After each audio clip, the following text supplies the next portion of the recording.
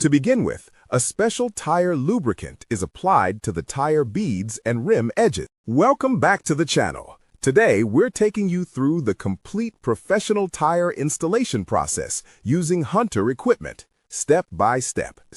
This helps the tire slide smoothly during installation and prevents any damage to the tire or the rim. Next, the tire is mounted onto the rim using a Puncture tire mounting machine.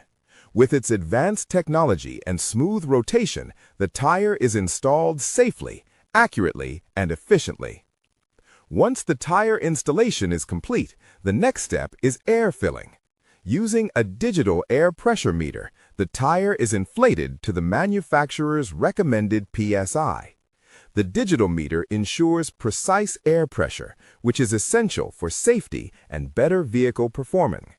The wheel is mounted on a Puncture wheel balancer machine, where the screen displays the exact imbalance readings.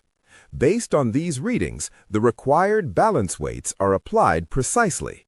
With proper balancing, the wheel becomes vibration-free, the ride feels smoother, and tire life is improved. This is how a complete tire installation process is done professionally with Puncture machines. Thanks for watching.